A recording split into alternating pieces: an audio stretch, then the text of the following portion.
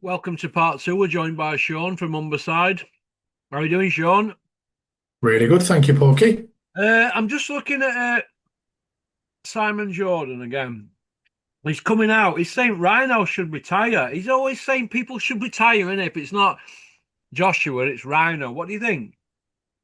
I think he does it for headlines, doesn't he? Like I say, he's got a good gig, so he has to say something controversial every other day because he's on TalkSport. Seems to be more on it than he's off. But yeah, I get he's a boxing fan. He does know a bit about it, but yeah, it's a lot of what he talks about is particularly with Dave retiring. Why would he? Isn't he showing no signs of his limitations have been driven by lifestyle, which seem to be changing. We hope so. Yeah, I get the AJ thing. It's calling it clearly out, and as well as to have a dig at Eddie in that respect. But I don't get the rationale or the logic or the reasoning for the White Rhino should. When he had him on, you could tell I thought they got on really well. So done him a bit dirty there. Yeah. Can Eddie Hills make Ben Whittaker a superstar? Superbean says he can, and so does other people in the industry. The Gad and Adam Cattrall. He's becoming a bit of an Eddie Hills licker lately, isn't he? Yeah, is Adam the Baldy who used to do who does MMA a bit and The annoys? baldy kid with the same Stone Island jumper every week. Yeah, he does. He's the one. I did like the fact he did annoy John Fury's dad though after the first fight, so I'll give him that. If not John Fury, Elmer. But yeah, but like I say, they're not journalists, are they? They're just parroters. They're just parrots. Eddie says something, they'll parrot it in a different narration. So yeah, liquor, liquor, liquor. Yeah, Chris Eubank Jr. He's very controversial. He's paid over 700 grand in fines for the last 8 year alone to various organisations and legal fees and that. Do you think he does it for effect or to promote fights and that, or do you think he's brain dead? I don't think he's brain dead. He's articulate, which doesn't always equate to intelligence, but I don't think he's brain dead. Wasn't wise saying something contractually incorrect to Frank Warren because he'll have you he'll have a letter in the post from his solicitor within an hour. But if it's an investment tactic, it's paid off because he's made silly money, particularly in terms of talent to reward ratio. He's probably one of the most successful boxers of the past 10 years. But I think I don't think he cares what anyone thinks of him. I think Yeah. he's been raised with that level of arrogance that often you get when you're privately educated. It's not a dig, but I just don't think he's bothered what anyone thinks of him. And he probably does put his foot in his mouth a little bit. Yeah, Billy Joe piped up yesterday. He's still coming back. Do you know where he's coming back from? Well, the last time I saw where he's coming back from, it was getting arrested at the roadside about 25 miles up the road from me for hair coursing. And I dare say from the weight, he looked to be about 17 stone when he was getting lifted and being abusive. But I don't know where he's coming back from in terms of where he's at.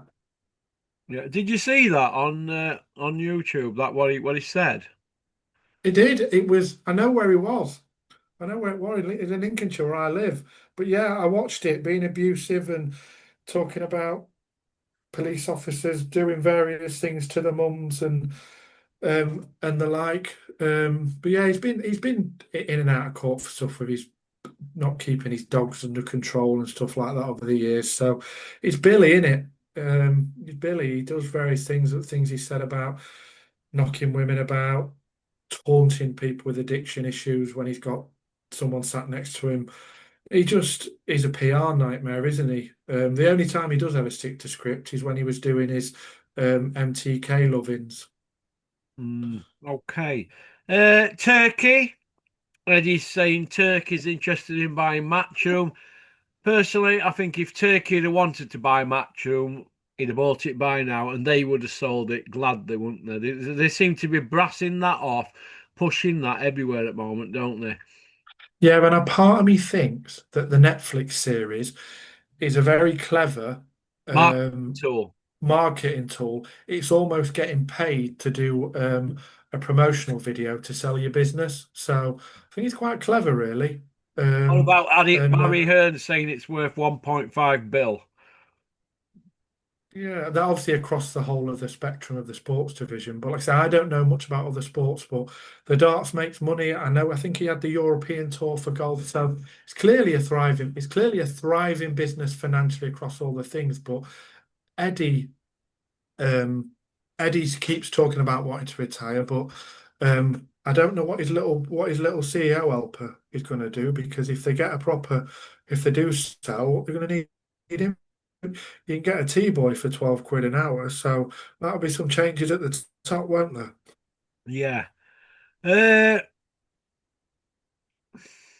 let's have a look. Moses Itoma. What next? People are saying it's going to be this fighter, that fighter. It's going to be Yui Fury, or it's going to be Martin Bakole. It could be Joshua Martin Bakole, or it could be Atoma Martin Bakole. What do you think? Martin Bakole, Atoma, Yui, Joshua, Wilder, Beans talking about them all doing it in Africa, Rumble in the Jungle 2 and all that. What's your take on that? They keep pushing the African thing, don't they? They're all finding their heritage when there's a few quid on. I Yeah. think the easiest fight would be Wilder because I just think he doesn't even pull the trigger anymore. Um, Bacoli, I don't think he's can get controlled enough to get his weight down because I feel for Billy because Billy can't live on his shoulder. So I suspect that won't be a difficult fight. Huey, I think it would be a really boring fight to watch if Huey can stay healthy enough to make it through a camp. But I suspect they'd pick Wilder but would Wilder take it? I don't know. It'd be very humiliating to get beat by a 20-year-old kid. I know he's just been beat by, um, I thought he got beat by someone in the 40s. So, yeah, probably Wilder for the easiest one. I'd swerve the Huey one because he can box as well as making you look terrible and boring as well. Yeah. And he's not. I don't think Huey's knockoutable. That's not even a word, but you know what I mean. Okay, AD Alapido, Gareth A. Davis, aka the Gad.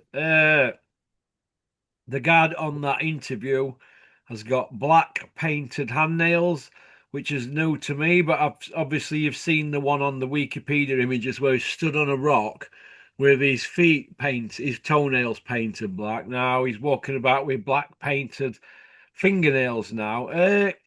Does Gareth A. Davis, aka the Gad, do it for attention? And how is he holding a job down in a big company like Talksport? But yet paints his nails with Yeah, but nails. he's become a meme ever since he had that banter, if you can call it that, with Carl Froch when they were jostling about fighting. Um, he does have a full-time journalistic income from I can't remember if it's the Telegraph or He'll be on not. over So 200 a year for them, won't he? yeah, yes, absolutely. Despite the decline of the printed press, he's on good whack from that broadsheet. But yeah, he's become a bit of a parody, and I think he's lent into that parody with his channel. Any channel that'll have him, won't he? I know he's got his own one, but he'll speak to he'll speak to them all, and then um, say something vaguely contentious within the parameters of acceptability to Matchroom and Queensbury. So that's how he gets his work. Yeah, odd fella, but he did used to be a proper journalist, but I don't think he is anymore. Okay. I told Jonathan earlier on, he said, what have we got on today, Big P? I said, I've got Sean on today and I've got Liam on tonight. And he says, oh, could you ask Sean what he's currently watching on TV at night? I don't know why. Jonathan's a nice enough kid, but I'm starting to wonder if he's rooting around in my dustbin or trying to neb in my car at night time and that. You know, some questions I'm getting. And I Yeah, can't well, even put a face to him. I don't know what he looks like. But what are you I, watching, Sean? I'm happy to answer. I'm not giving him my IP address if he's sounding like he's a bin router, but I refer you to an earlier answer where I said in terms of TV remotes being on a need to know basis, I rarely get near it. But if I do, it sounds really, really sad. But I'm currently watching rewatching some documentaries about the 84 five miners strike, which I found on Netflix, which are really good. So that's how I'm a history saddo. So that's what I'm currently watching. Nothing that's currently super famous in on the news or anything like that. My wife's watching that Ed Gein thing, but Oh, I can't sit through. I don't want to watch something about someone that killed kids around. Maybe I'm too squeamish, but I'm currently watching stuff about working class struggle for a year in the 80s. So that's me. That's probably showing where I lay politically. her downstairs on settee, that's what I call her. She's watching that Monster Ed She Games thing. That's what mine's watching. I can't Yeah, watch it. yeah, so it's not for me that, and I know somebody up in Maltby who's close to me, and they're watching. She's just watched the Jeffrey Dahmer one. I'm like, I don't want to see someone's head in a fridge. You crack on. You crack on. I'll watch the boxing. I watched that Taboo with Tom Hardy and Black Rabbit with Jude Law. I thought they and Jason Bateman. I thought that were fantastic. Black Rabbit, that were good on Netflix. Anything, anything with Tom Hardy in, Yeah, um, I'll watch. Blue belt in jiu-jitsu as well, which is amazing. So a proper fight fan in that sense. But yeah, no, magisterial actor. I'll watch him in anything. okay. Usyk, who next for him? It's gone quiet, hasn't it? And nobody seems to be calling him out, but they all want to take Yeah. stop him, don't they? Yeah, is he had his extent? Did he have his extension grant? I know he said he was a bit poorly. Then everyone Yeah. started crying because he had a bit of a dance at a party. And just because you're having a dance, don't mean you're fighting fit. Give the man a break. He's fought everyone across two divisions. So, yeah, if ever anybody deserves an extension, it's him. He's always humble. He's fought anyone. He fights everyone. So. Yeah, I don't know who there is for him.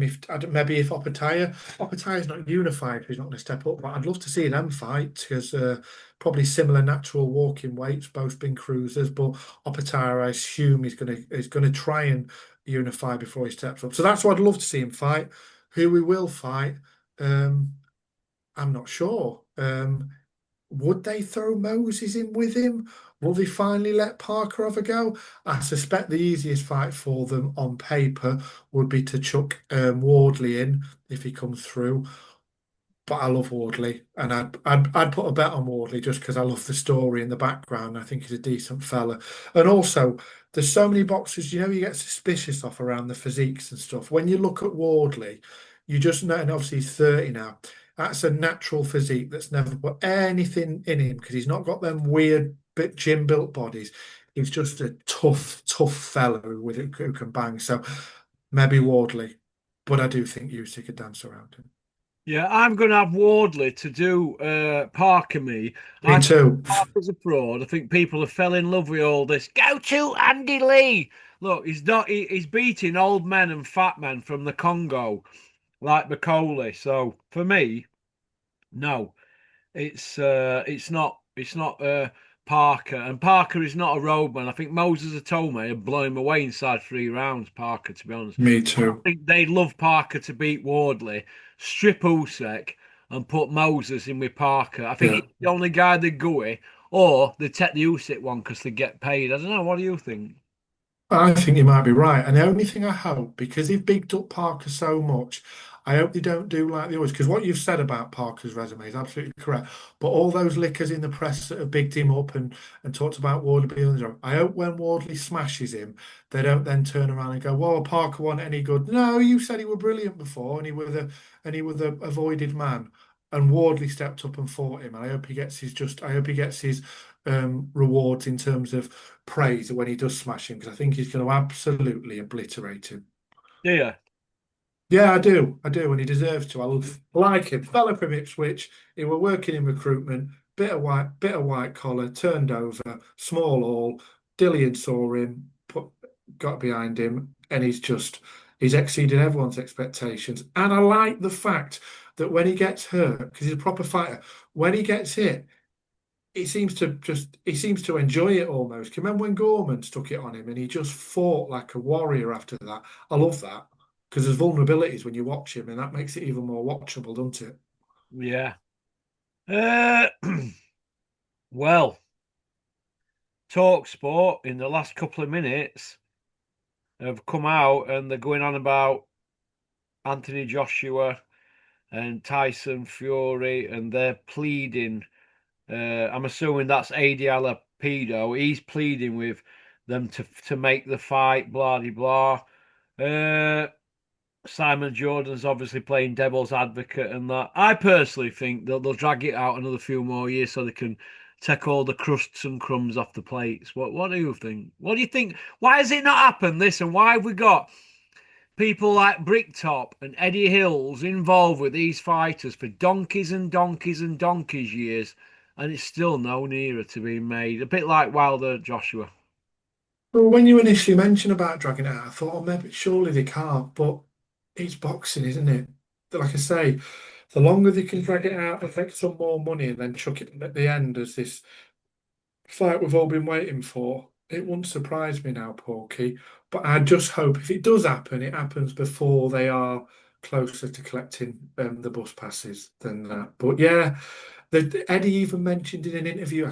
We call it an interview. It's basically a staged press piece. But he mentioned even maybe getting Anthony out before the end of the year. So God knows who against, 'cause it's going to have to be a confidence job. But yeah, I was wedded to the fact that if it's ever going to happen, it'll happen next year. But it might not, because like you said, if they can tease it out, get some other fights in, because Tyson's going to need more fights if he's been out the ring for nearly 2 years, like he did the last time. So wouldn't surprise me, Porky, and I'm not being cynical, but it's just realism, isn't it? Well, one of Tyson's lot today said that he can see Tyson fighting Rhino if he beats Makhmedov. I mean, that'd be just like a sparring session for Tyson, like Chisora, wouldn't it? Free money, and just to ease his way back in with yet another big, probably 15 million quid for that, probably a million for Rhino. They'd love that, wouldn't they? Just throwing Rhino to them when they've done 600 rounds over years. How Yeah, can they sell that? former sparring partner. Dave can set they can sell the angle that Dave knows him. But Dave's very honest and say like if he won 2 rounds against him, it was 2 tight rounds. So I don't know how they'll sell it, but they will, won't they? They'll do all the clever little promotions because they're good at making promotional videos, those things, because they're marketing promoters more than boxing promoters. So they'll sell it. They'll sell it as Dave as a Rocky man against Tyson's Apollo, and they'll flog it, and then people will pay 20, presume 25, 29 quid for it. So I hope it don't happen though, because it will just be a spar. Yeah. If Crusher Ben loses to Eubank again, where does he go, Sean? He pretends he was always at a weight he shouldn't have been at, and he'll drop down, and they'll get him a fight somewhere like that. I presume they'll claim that he was never a 160 fighter ever, which obviously he wasn't, and they'll drop him back down to 154, and then they'll claim that he's not really defeated because he only ever lost when he stepped up and had a terrible weight disadvantage, and then they'll line him up for however easy a title shot they can get him. Matchroom put something out, which was Anthony Joshua's most memorable night. They keep putting stuff out about him, don't they, to keep him relevant. Yeah, He's probably when he got 36 in a couple of days, Joshua, by the way. yeah. Most memorable night. Probably getting pulled over with that gear in his boot, but apart from that, Well, that eight most ounce memorable. of weed, and on his phone, he'd already Yeah, smoked an ounce for 160. yeah. Tapped his phone as well and said you had a 9 bar. Yeah, that would probably be the most memorable one for him. But in the ring, um, probably Vlad, wasn't it? For because it were a hell of a fight to watch. Obviously, we're fighting a 41-year-old who got off the couch, but most memorable that because that was when he last had real belief that he could throw without getting hurt. Obviously, he found out quickly in round five he could definitely get hurt badly, but I think that was his best, which is a bit of an indictment because if your best night in a ring's against a 41-year-old fella that had got We're his nearly pocket picked, 42, wasn't he? he was, and who'd got his pocket picked himself 2 years previously by a Brit. Um, it probably makes you reassess that resume, doesn't it? And tougher fights than you'd have expected against um, people he did go on to fight as well. But yeah, that's probably his fight and his unification fight against Parker, but it wasn't the best to watch, were it? When you look at Anthony Joshua's CV, Sean, do you feel a little bit shortchanged because when I look at it, right, and then I listen to interviews, and I remember seeing Barry Hearn, aka Epstein, coming out a bit back saying they were going to learn when they signed Joshua. He was going to learn from the Herbie Hyde. Now Herbie Hyde managed to pinch a WBO, but the Ring Twice. magazine, yeah, the Ring magazine didn't recognise it at the time, did they? But it started to get a bit of traction. They cashed him into Riddick Bowe and he threw it in a bin, didn't he? Like the WBC one. Yes, he did. I remember that. Yeah, and that's I think Akim is that the belt that Akim Wandy won as well when Yeah. WBO was. But like I said, Yeah. they threw Herbie Hyde in with Riddick Bowe and they got absolutely slaughtered. But when they got Joshua, they bought him that IBF. They didn't slaughter him. They padded him out, didn't they? Against we know against, don't we? The guys who were fighting. And let me just read them out to you. Right, Gary Cornish, Dylan White. Yeah, they were like big money fights. Oh, Gary, he was that 6'7" Viking for Scotland, wasn't he? Yeah, and then we had Charlie Martin, IBF world champion, who got it by default because it was a vacant belt. It was technically Fury. Oh, And the didn't guy the fell fella have on a the gammy knee? knee. Yeah, yeah. Yeah, yeah, So yeah. Charlie Martin wasn't even the favourite in the fight, but he got the belt by default. His manager, who used to be Sylvester Stallone's chef, the Liverpool kid, do you remember? Yeah, No, I don't. the manager, go and look it up. He was I Sly will. Stallone's chef years ago. He managed Charlie Martin. They cashed him in against Joshua, 6 million. Joshua got chicken fever, and it was an easy fight. And then Yeah. after that, it was like another Cornish undefeated, White undefeated, Martin undefeated. Then he went Dominic Brazil undefeated, a college footballer. And they were just guys that were like, took Eric Molina, geography teacher, Vlad and Yeah, old man, eh? yeah, I remember Molina wasn't even a full-time boxer, was he? A Geography teacher. teacher, one is school Yeah, geography yeah, teacher, yeah, Vladimir yeah. there, 69th fight, life and death, tack on with dodgy stoppage when he were coming on strong.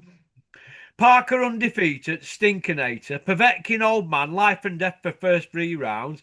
Ruiz flogged him, then he got him in rematch 6 months later, or 6.5 months later, and he was fat as a pig Michelin man. He was, wasn't Paul left an old man who struggled with him. Then Usyk battered him twice. Then we've got Franklin, some journeyman with a padded record. Elenius and Wallin, his sparring partners. Ngannou in his second fight. And then Dubois put him on Button Moon. So, where's there a roadman in that? There's only Vladimir, a roadman in that, isn't there, really? And he were old, 18-month on there setting. is, So they and I did think learn from Herbie Hyde, didn't they? they did. That organisational memory was there. And I remember Franklin, because I think Franklin, that was the first fight when he'd become a full-time pro. We were working before then. Yeah. So, you know what I mean? The quality of the fighters is not a knocking him because he's battling it.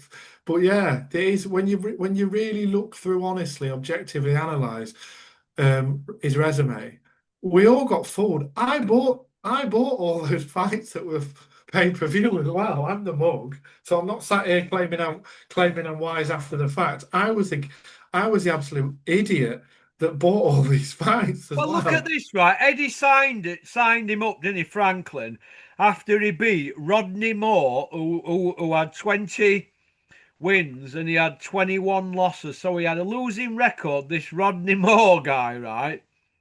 Good old Rodney Moore, right? He was God, his career was finished. His last fight was against Jermaine Franklin. Franklin actually retired him after 44 fights, this Rodney Moore guy. Eddie went and signed him, put him in with Dylan White to soften him up. Dylan went mandatory decision with him. Then Joshua, unanimous decision. Do you know what I mean? So, do you know what I mean? And then he had 3 more fights after Joshua, and then he was retired. But Eddie signed, sorry, but then he was retired. But Eddie signed him after he fought Rodney Moore to fight White and Joshua. Now, because he fought Dylan White, he had a bit of a profile, didn't he, to fight Joshua? But Joshua shouldn't have been fighting Dylan White's leftovers, should he? So that's how he came on the scene. Jermaine Franklin, the Power. Oh, although Eddie changed it to the Assassin, didn't he? his He name, did. if you He remember. did. The I, assassin. I'm, You know. I was an AJ fanboy though. I remember. God, I'm looking back and thinking, you absolute cretin. I cancelled a birthday do because I was watching him fight Kevin Johnson because I thought it'd be an even fight because Kevin had fought for a world title because he fought the 30th of May, the day before my birthday. I remember thinking all these early fights were quite even because I believed the hype. But yeah, hindsight's a wonderful thing, isn't it? Do you know what funniest thing I've ever seen Tyson Fury at? Because you know Tyson Fury is really funny. He says stuff right with a vacant face on, with a vacant look on his face, and he's absolutely so funny, right? Tyson Fury at this press conference, and he fought Kevin Johnson, right? And they got. And he were going mad at him because he had shades on, and he's like, saying, take your shades off, chubby checker." Do you know? And I keep thinking about him, Kevin Johnson, right? And I think to myself, wow, how did he even end up in ring with Anthony Joshua? Yeah, and that was when he started to get. He stopped him, didn't he? Because before then, Kevin could move out the way enough for 12 hours. But I think I'd settled in for the evening. I'd refused my birthday due. I think it were a couple of rounds when he banged him, didn't he? And I thought, oh, that were a waste. That were a waste of money in an evening. Yeah, He had 60 odd fights. 60 fights. He only stopped three times, and one of them were against Joshua. And his nickname were Kevin Kingpin Johnson. And if you look at his career, he'd been in with everybody, and he'd been in with Caballel. Everybody had a good practice on him. He'd been in with Marius Vac, Bacoli, Nathan Gorman went to points with him. John Coffie fought him, Andy Ruiz, Pulev, Mahmoud Shah, Manuel Shah, Derek War Chisora, Aimer, Tyson Fury. They'd all been in with him. Klitschko, Bruce Seldon. Do you know what I mean? yeah. The list is absolutely endless, isn't it? Who'd been in with him? Andy was a man of choice for a lot of sparring camps as well, wasn't he? So he'd You got a box. what? And he were a regular man of choice for sparring camps as well. I think the Klitschko's used him a bit as well Yeah, at one Joshua point as went in with well. him in his 13th fight. Yeah, that was the one I missed the birthday for because I thought it was going to be a good fight. It was on the 30th of May. Do you know what I Yeah. mean? It's craziness. What do you think to American scene at the moment? Do you know what I mean? Because they haven't really got many stars at the moment. And Jake Paul, what do you think to him? You think he's just dominating it over there at the moment? He's dominating the marketing and profile because his support base buy fights but aren't necessarily boxing fans. So he's a very clever in the marketing sense person, but he can't fight for toffee. And he's fighting a man that's 135 pounds and and about 80 pounds lighter than him. But I dare say it'll be a big success and people will buy it. But I don't follow US boxing that much. Half because it's on when I've long since fallen asleep because I'm an old fart and can't stay up. But it just doesn't seem to be. It used to be the hotbed, didn't it, of boxing? And I know it seems to be a little bit with MVP for women boxers now because they're bringing them all over. But yeah, I don't follow it as much as I used to do. I used to follow it avidly and would stay up for the fights as well. And I know Eddie's telling us that Jerome Boots Ennis is the second coming Well, of he's Christ fighting now. Lima, and he's Saturday, isn't he? Ennis He is, Lima. that's why he's going there instead of watching Dave because it's on at the same day and he can't be in two places at once, apparently. But his ego could. But yeah, I don't follow it too much. I think Shakur Stevenson's an excellent boxer, but if is not the best boxer to watch if you're not a fan of that style. So yeah, there's no heavyweights coming through. The one that was meant to be the next big thing, Bacoli, stopped. So Anderson. So yeah, it's just a bit of a tepid. I think young Americans choose other sports because there's lots of easier ways to make a living that you can make a lot of money, be it basketball, American football, everything in between. So I don't think they've got the throughput that they used to have several decades ago. Okay. Frank Sanchez against John Coffey, IBF final eliminator. Do you think John Coffey could beat Frank Sanchez and get another IBF world title via email? I'm not sure. Is Frank Sanchez Cuban? Is he a Cuban defector? Uh, I think he I'm not is. sure he might be. Yeah, the only thing that I'll have a look. The only thing that makes me suspicious when some of the Cuban, he is Cuban, sorry, is well, he's showing us 33. I always worry that they're actually 72 because it's sort of Luis Ortiz syndrome. So I never know what Yeah, he to make of them. defected in 16. Yeah, so it'll have been an international boxing tournament and they leg it, don't they, with the amateur Like it, yeah, like delegations. what them guys Phil Jeffries signed up north. I forgot the names. The one and that one that turned out at heavyweight, Perez, and ended up in Ireland. Yeah, but it'll be a very well skilled boxers. But the thing with Cubans, particularly heavyweights, when they turn over, they've been brilliant amateurs. I don't know if it's because it's so restrictive in Cuba. When they come over, they end up not in shape and not living the life, do they? A lot of them, particularly at the higher weights. So they never tend to achieve compared to their amateur John status. Bomber were one of them. Yeah, yeah. So John Bomber were one of them. Yeah, yeah, yeah. it depends how they're looked after, but they rarely sort of rise to the heights that their amateur credentials might have indicated, particularly at the heavyweights. From my limited observations and certainly not expertise. But yeah, maybe he'll get a belt by email. I don't think Serge were Cuban. I think he were Ghana or something. A couple of them said, "You know what? We're going to Olympics and we're going to jog on." And Yeah. Phil Jeffries signed him up. So good old Phil Yeah. Jeffries, a good bloke. Yeah, Sir John Bono, you're absolutely right. Yeah, he did, didn't he? And he's turned into the most. He's one of them journeymen that could have won a lot of fights because Turned he into knows how to some make. dude living in Maltby in Rotherham, going to Yeah. corner shop drinking a bottle of vodka every day. Oh God. Yeah, Yeah, definitely an away fighter now. Yeah. yeah. Okie dokie. Well, we're out of time, lad. Hope you're well. I've enjoyed it, Porky. Really nice Had to a talk as blast, ever. haven't we? We have.